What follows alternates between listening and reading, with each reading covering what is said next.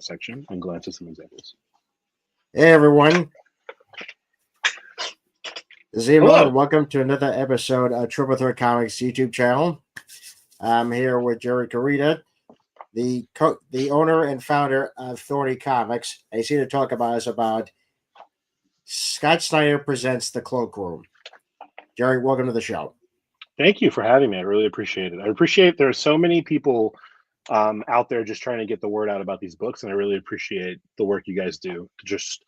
I know nobody's getting rich making podcasts about comics, so you're doing it out of love, and I really appreciate that. So thank you. Well, thank you, Jerry, for saying that, because I really love to talk to new creators. That's new to me, really. That's new to me, really, and just having fun. Just talking about that crazy news projects I haven't heard about. So yeah. Okay, so before we get started, why don't you tell us a little bit about Cloak Room, how that got started? So the Cloak Room is an anthology project. It kind of grew out of Scott Snyder's Substack class. He does a writing class called Comics Writing 101. He does it through his Substack, which is the Best Jacket Press, Our Best Jacket, Substack.com. And about three and a half years ago, a group of the students got together and decided, there are enough people in this class that are actually looking to apply what they're learning to the craft of actually writing stories. So they got together, I think 18 stories, 19 stories, and it's like a 120 something page volume called the Tales from the Cloak Room. And that was the first iteration of this whole project. And then about a year later, getting all those people on the same page, brand new comics creators and artists and letterers and all the teams is very hard. And so that group all kind of moved on to other projects, and a new group did volume 2 a year later. And then that group also moved on. Like, these are people who had day jobs, and some of them were still in school, like working on their writing degrees and stuff like that. So they moved on, and no one was going to pick up the mantle. So my partner, Veronica Howell, and I decided we're going to ask around about it. And rather than do what they did exactly, which was this Herculean task of kind of getting all these people on the same page and making one big book, we said, okay, why don't we make this more of a slow burn thing that's on a constantly churning? So we turned it into an issue-based thing where every 3 or 4 months we have a new issue with between 5 and 8 stories that are curated, edited, and published by us, but that are written by people in Scott's class. So anyone in Scott's class can pitch us a story at any time. Like I said, we only do an issue every few months. So at this point, we're looking at stories now that will probably be published in 2026. We're kind of that far out. We're on issue 4 right now. This issue has something like 52 pages of story in it. We've had as many as 74 pages of story in the previous issues. All the previous issues are available. So if you add up the 2 big books and then our 4 issues, this campaign on Kickstarter right now has 450 pages of comic stories. Yeah, that are all, created by people in Scott's class that were brought together by just wanting to be around Scott and his sort of, the magnetic way that he talks about the process, and you learn a lot from him. So here we all are doing this, and it's a lot of stuff, but it's very cool. One of the stories in the very first volume got nominated for an Eisner. Like, there's some really good stories in here. We have a few in this new issue that we were just talking on a different show recently about. Veronica and I were on TLDR a little while ago talking about this, and it's, there's some stories that, like, you don't expect how good they're going to be. It feels like, oh, these are some kids like writing their first time going out, but there are some really, really like hard hitting stories with like dark twists or, funny punchline endings, and so we're really proud of it. But that's sort of where it came from. It all kind of just grew out of Scott getting people together and talking about comics. Now this is fascinating, because I knew Scott was teaching a course on this, but it's a great thing, to have students, to come together and really say, okay, we got creative ideas for the stories. Let's just band together and see what comes out of it. Yeah, it's really great. And some people in the Substack, so depending on what tier you subscribe to his newsletter, his Substack, you have access to the classes and all the back classes, but some people actually have access to him. So a lot of our stories have gone through a round of notes from Scott, where the writer will pitch their idea to Scott, have a script or a full comic ready to go. that they'll pitch Yeah. to Scott, and he'll give some feedback.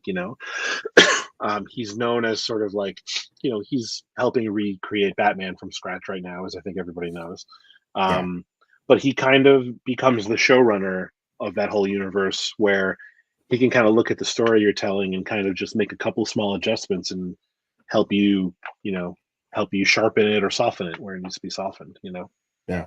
So a lot of people who've been published by us have gotten that kind of feedback from him before coming to us. Well, and how long have you been publishing under Thorny Comics? I think I'm in year. I think I formed it in 2021. I think I published my first thing in 2022. So I'm in year Wow, 3 right now. impressive. Thank you. Yeah, it's been a lot of fun. It's been something I've wanted to do for a while. And I think, like a lot of people during the pandemic, I found myself sitting at home with not a lot to do. So I kind of hatched this scheme, and started writing stories that I wanted to publish of my own.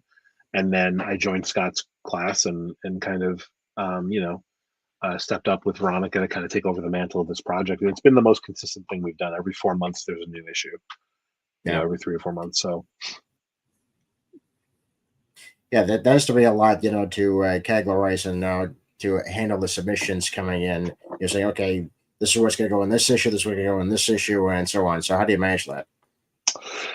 Well, it's exactly that. It's just the schedule. Like the first issue we did, we wanted to get something live on Kickstarter quickly, and we wanted to know what stories they would be first. So we prioritized the stories that we liked that were also getting close to completion. We just went there first, and anything that already had an artist lined up who had already done a little bit of work, so we kind of could assess what we were dealing with.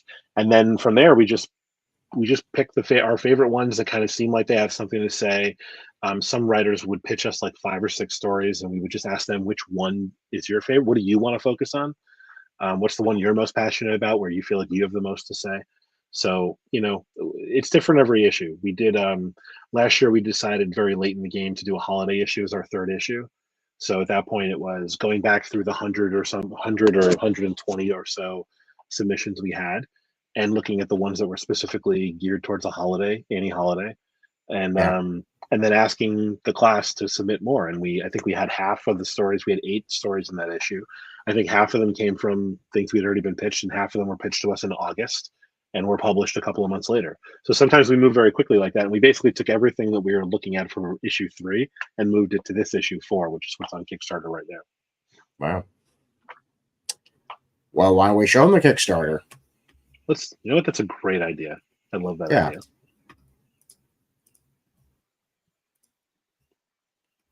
Okay. Let's see. Here we go. There we go. Okay. 7 days to go. 127 backers.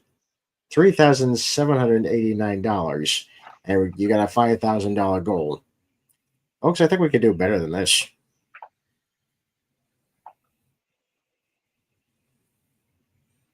Yeah, we've done this. This is our 4th one. Like I said, I think our first one, we set a much lower goal.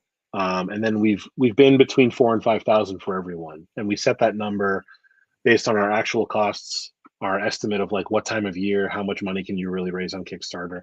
So we actually lowered our goal for the holiday issue, because the kind of common logic there is that the holidays are not a great time to fundraise for a comic for whatever reason, but we did very well with that one. So, there's not really a rhyme or reason to it. We just try to cover our costs. And that's actually something to point out, is that Veronica and I, who are the editors and publishers, we don't make a profit from this.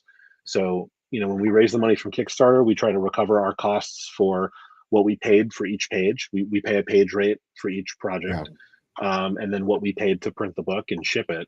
And then any money that's left over after that gets divvied up among the creators. We don't pay ourselves a fee for editing or publishing. It's all the experience for us. Yeah. That's a smart thing to do business. Yeah, we're just trying to, we just want to make back what we put into it if we can. And we haven't yet. On some of the issues, we're still in the hole a little bit, and expect to be for some time. And we kind of knew going into this that we wanted it to look good. So we paid for some design work that was nothing. We pay for some really good covers from some artists who are some are in the class and some are not. Those are really good, but that all comes out of our pockets, and then we just hope to make it back through the Kickstarter, and sometimes Yeah. we don't. So Well, that's always the gamble, isn't it? Especially when you're doing with a service like Kickstarter. Sometimes it works, sometimes it doesn't work. exactly. So you've got it up there. There are 5 stories in this issue. That one, the first one there, is The Only Way Out Is Through by Casey Van Heel with art by Maxime. And it's the story of a squire who witnesses his knight, being killed by a black knight. And then he dedicates his life to training to get revenge, to face the knight who killed his master, the person he was Wow. following. And Casey's Maxime I'd never worked with before. Maxime came along with Casey into the project. Casey Van Heel wrote a story called The Knights of the Fifth Dimension. I met him before the class. Knights of the Fifth Dimension was a 4-issue, miniseries that Walt Flanagan from Comic Book Men. You know the name. Your eyes lit Oh up yeah. there. So Yeah. Walt, I was a producer for Comic Book Men. That's how I kind of got into comics in the first place.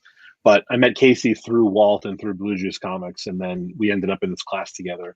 And this is a story he pitched us a while ago. It's told in a very kind of unique way. It's like every page is a splash page that kind of looks like that page, but the seasons change, and you kind of follow the knight through his journey, in 9 panels throughout that like tapestry. It's sort of a tapestry of like a landscape. Wow. But he invented all this stuff about the frame, the one panel framing kind of will change colors and move throughout the page to kind of draw your eye to the story. But everything on the page has a story. Everything changes over time. Wow. It's a That's really kind incredible. of fun. Yeah, it's really a lot of fun and very kind of complex way to tell a story. But it's one of those stories you kind of have to read 2 or 3 times, and as you're going through it, you learn more stuff about what you're looking at. It's very cool. Very proud of that one. Thinking outside the box. Yeah, like that's the whole thing. Casey does that a lot. He spends a lot of time. He reads a lot of comics. He's written a number of comics that are all very inventive. So this was kind of a big swing, and we're really happy with how it came out. Yeah. The monsters we make. This is one of the first stories we had lined up for this issue. It's written by Nate Skacter, art by Nicolo Arcudi, and letters by Sean Reinhardt. This is a story. It's a boy, like this young man returns back to his childhood home where his mother lives, and he's come to think of her as sort of something monstrous, and so he views her. She's the little, the smiling teeth with the red background there. So she's always kind of seen like that in the story, and it's kind of a story. It's like a psychological, character piece about how you come to think of your parents who, from their perspective, were just doing their best, and there were problems, but how you remember your childhood and how you can demonize your parents, sometimes fairly and sometimes unfairly.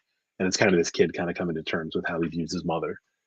It's very dark, very hard hitting, very kind of, very real. Like it's all blue and red and brightly colored, but it's all very real, So if you Yeah. have anyone with parents is going to see something in there that they get, If you have parents, you're going to love that story. You really can't go home again. That's it. That's exactly right. Wow. The monster went in there. Mm. Secret sauce is a term I learned from this story. Is cozy fantasy, and it's kind of a cute, funny fantasy story about an elf who runs a sandwich shop in a magical kingdom, magical fantasy world, and she runs out of her secret ingredient for the sandwiches, her most popular sandwich in her shop. So she has to go on a quest, and face a dragon in order to get the secret sauce for her sandwiches. Wow. It's very cute, very funny story. Yeah, this must be some secret sauce. Yeah, it's the twist is, I'm not going to give it away, but the twist is it is definitely like it's some secret sauce, all right. Yeah. No, I like it because you don't really hear stuff like this, an elf owning a sandwich shop. You don't hear that. So this is very unique. Yeah, like it takes place in a magical place. It's the kind of magical realm where you'd imagine there are unicorns, and there are actually unicorns and ogres that appear in the story, and you imagine a story like, a big adventure would take place, but this is much more of a like a funny little story about, the sandwich shop down the street in that magical town. Yeah. You know, Amazing. it's a lot of fun.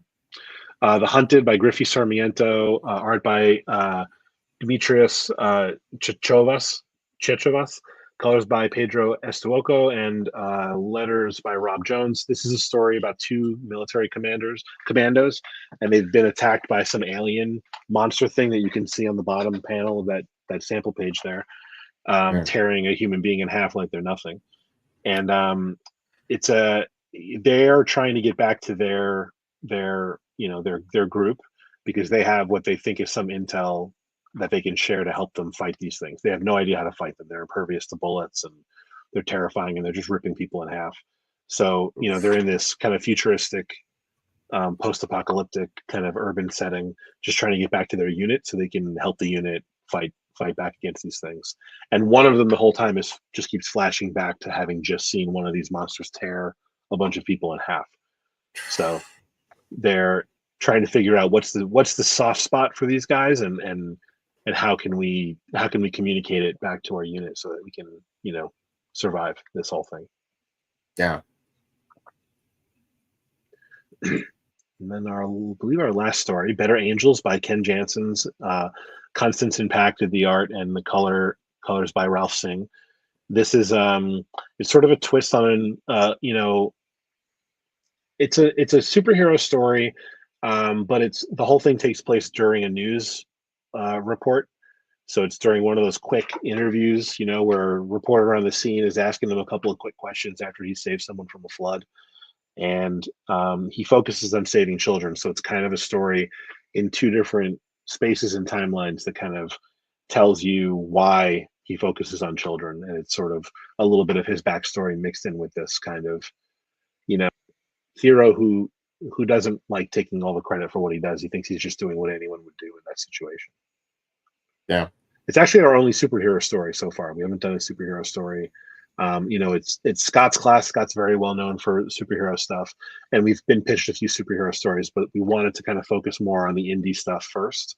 And now we're kind of delving back into some of these other stories that have like an interesting spin on a superhero story. I don't think we would just do like a superhero tale. I think we like that this one is kind of has a twist to it that we really liked and thought was inventive and fun. This is fascinating, because through just the stories we were just talking about just now, he's going through different genres. Yeah. And that's something we like about it. Like we're not precious about, we'll have something like we had two zombie stories that were going to be ready around the same time, and we split them up. But one of them was a dark comedy, and one of them was kind of a touching like parent story. But they were both about the zombie apocalypse, Oh. And so we split them up just because they were both zombie stories, and that tends to be, people think of zombie as a genre, but they're very different stories. One's like very dark comedy, and one is, just kind of a touching, like loving story about zombies. Like it's weird that you can do that, So, but we've done sci-fi, we've done straight up comedy, we've done horror, we've done psychological thrillers, we've done like, I don't even know what to put Casey's story in this issue, what genre that would even be. It's some sort of like, Canterbury Tales medieval poem epic story. Like I don't even know what you'd call that, but we kind of love that about our book. We, every story and every creator has a different idea of what they're doing and what story they're telling, and we get to help them all do it. Absolutely.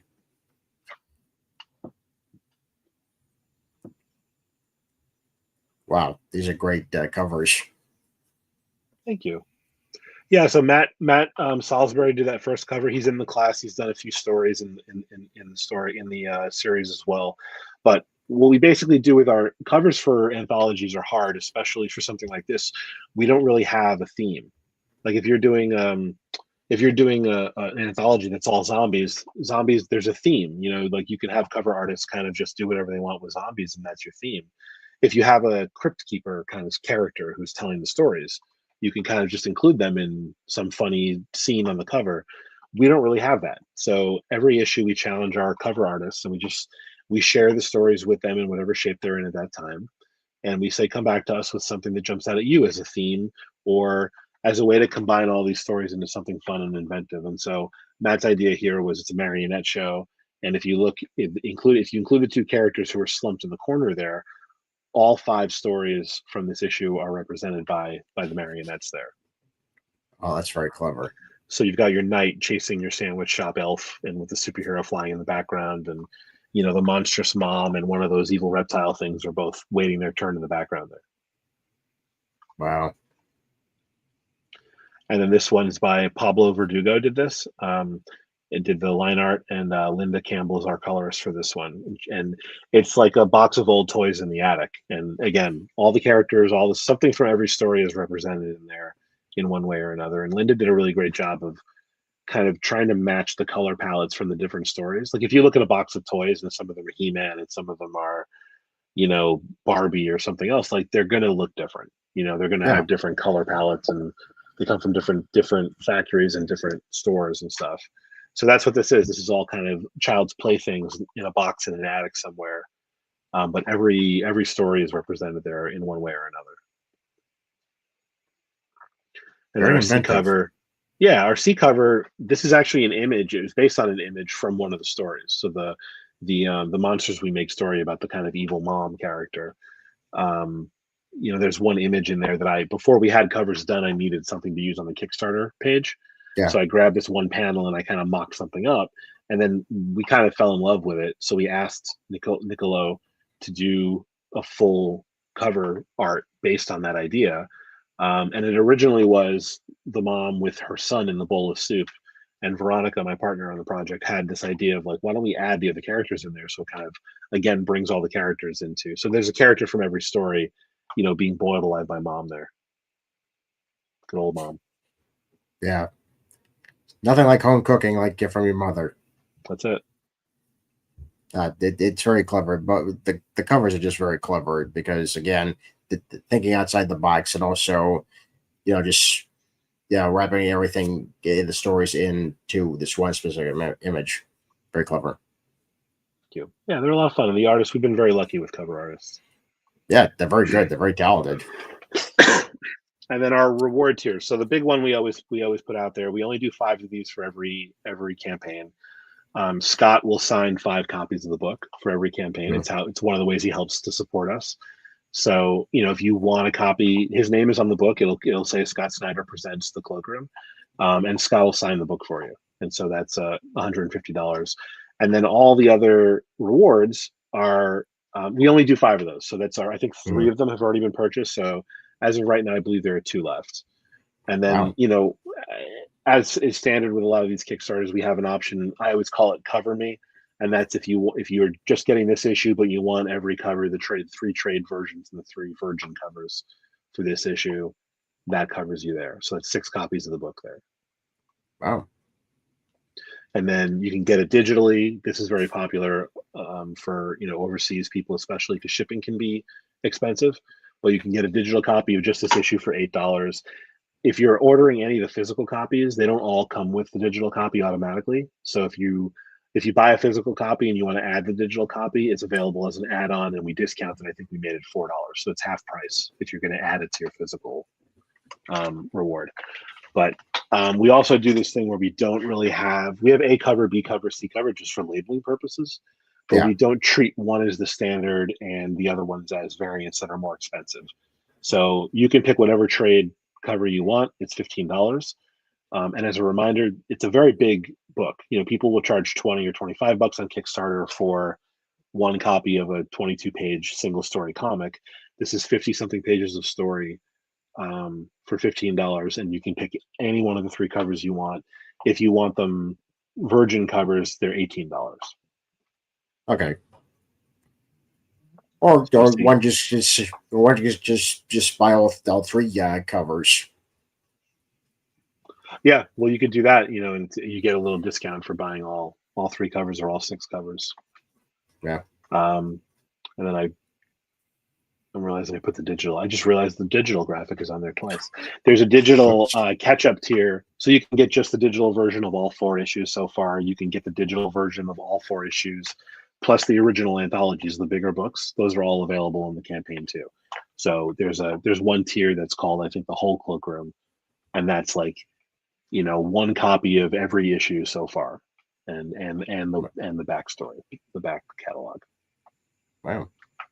And this is us. And I'm obviously Jerry. this is Yes, And hi Rob, Jerry, there's my nice to meet partner. you. Yeah, nice to meet you. Thanks, Ian. Thanks for having me. Of course. And obviously this is the risks and challenges of printing these books. Yeah, we don't really have. This is our 4th one. We're always within. We estimate what our delivery is going to be. We're almost always within a few weeks of that. Like, we haven't been very late on any of these so far. Fingers crossed. But our plan for this one, the stories are done. Everything is colored and lettered. We just need to lay it out and print it. And so, as soon as this Kickstarter is over, 3 weeks later, Kickstarter sends us the money, and that's when we put the order in, and we'll have the book in hand within 3 weeks after that. So, this ends next week. By mid-July, by the end of July or early August, we'll have the book in hand, and I start shipping it right away. I do all the fulfillment myself. So it arrives on my doorstep, and 3 days later, I start shipping out individual packages. That's good. That's fast. Yeah. We try to be snappy with it where possible. Yeah, absolutely. As you should be, because again, these are fans that are just waiting for the book. So yeah. No, Jerry, this is fantastic. But 7 days to go. So folks, we gotta get these numbers up. I mean, you don't want to miss on some of these awesome stories. I mean, for God's sakes, these are very unique, talented people that are creating these stories just to entertain you. Yeah, we're working really hard at it. We love doing it. They're all available on there. Just one note: we do a backer kit survey after the fact to cover shipping and for you to tell us where to send your books. And I have a Substack myself, jerrycarita.substack.com. If you're a subscriber to the newsletter, every subscriber, when you log in to do your backer kit survey, you'll see that you have a $4 discount on shipping. And that's for my. I only have a free tier, so you don't have to pay for the Substack to get that. So anyone subscribed to my newsletter gets $4 knocked off shipping at that point in the process. That's impressive. Yeah, we're just trying to get the books out, whatever it takes. Yeah, absolutely. I want to make sure we can tell you when the next one's ready, Yeah. So just to go over something here, this is an ongoing series, correct? Yeah, this is our 4th issue. We have a 5th one planned already, and we're taking submissions right now for the 6th one, which will be our second holiday issue. We'll do that, closer to probably after Halloween. We'll run that campaign, and there'll be one between now and then. Sounds good. Okay, folks, 7 days to go. Just go to the link below. It's been scrolling the whole time, since we've been talking. So just go to Kickstarter, type in Scott Snyder Presents The Cloak Room, 1 through 4, 450 pages. I think you guarantee yourself a good time. It's gonna be a good read. I mean, I'm really proud of this issue. Like, every issue, I think we get better at what we do at our editing. And that's part of why we did this. We get better at kind of helping people sharpen their stories, and as people have seen issues come out, I think they get better at pitching us stuff that will work in the book. So, every issue has gotten kind of better, and the storytelling has been great, solid all the way through. Starting with the first issue. So we're very happy with how the whole series has turned out, and this issue is no exception to that. Again, this is exciting. Thanks, Ian. Of course. Just curiosity, what else do you guys publish at Thorny Comics? So I do a couple of projects that I write. I do one called The Grizzly Crew. It's about a group of pirate bears who fight evil pirates. It's more of a kid's story. It's an all ages story. That's something I kind of co-do with my youngest son. He's 9 years old. It's kind of his idea. He kind of pitched it to me randomly one day. And there's a long story that I won't jump into there, but He's very funny and he loves giving notes to the artist.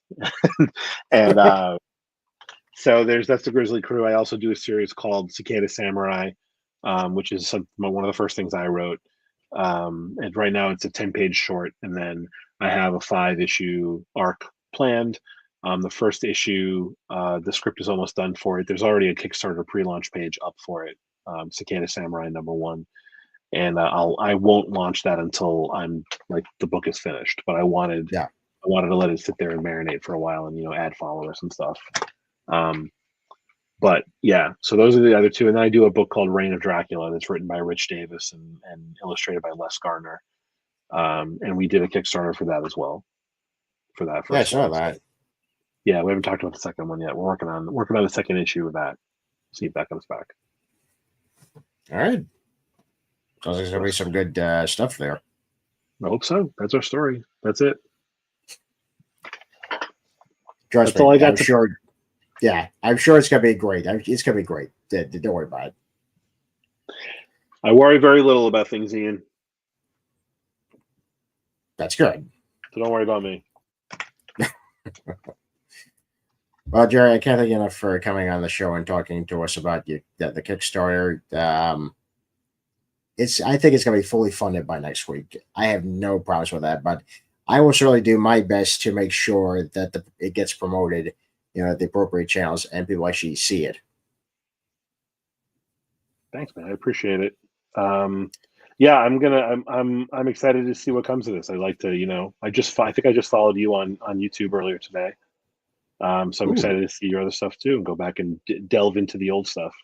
Where should I start? What's a good place to start in your back catalog here? There's a bunch of stuff in there. I got Michael Uslan from the Batman movies on there. I've got Mike Carlin, the Superman editor from DC Comics. I got a slew of people. So anywhere you want to watch, just go in and enjoy yourself. I will do that. Yeah. And before we do end, I do like to plug in my own stuff because I know, Jerry, you had to go and tutor your son, for the big test tomorrow. So there's always I like to plug in my own stuff. Of course. You have a Kickstarter up right now too? Not at the moment, but I actually got launch one next month. Oh, nice.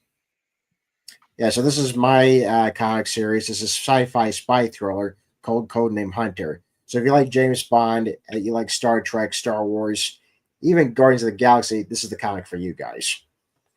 And this is issue 1. It's hard to believe I actually started this in 2018, this comic. Well, published in 2018. I started much earlier than that. And down here is issues 2 and 3.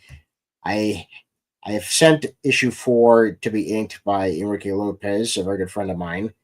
So hopefully they'll be ready in July. If not, that's going to be ready in August. But the Kickstarter will be up in July. I just haven't figured out what date yet.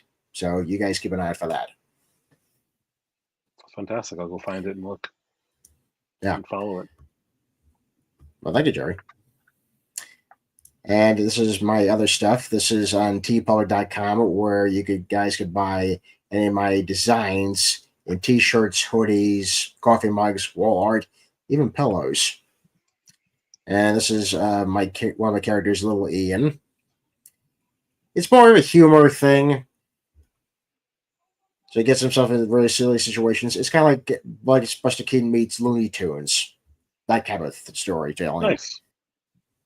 Yeah, we had a very successful run with our Easter run, which was actually three shirts, but it was actually the same story. So you had to make a set and collect them all. And of course, I have my Codename Hunter stuff here. But this seems to be still the best-selling one. This shirt, When Blu-rays Attack. So it's a Blu-ray box of a shark, chasing Little Ian. And that was based on a nightmare that I had of the Jaws reflective poster on the DVD cover. And that's right, Jaws is celebrating their 50th anniversary. So if you guys want to, just buy this, there's the link right there. Just go to tpublic.com, type in Lily and March, and you can find my stuff there. Well, I think that's going to be it for us tonight. Jerry, again, thank you very much for coming on. Thank you, sir. I look forward to having you on again. Yeah, it'd be great. I had a really great time. Hope to do it again. Absolutely. And best of luck to your son and his test. Thanks, man. I appreciate it. Of course. Well, I'm Ian Miller, and this has been Triple Threat Comics YouTube channel. Have a good night, folks.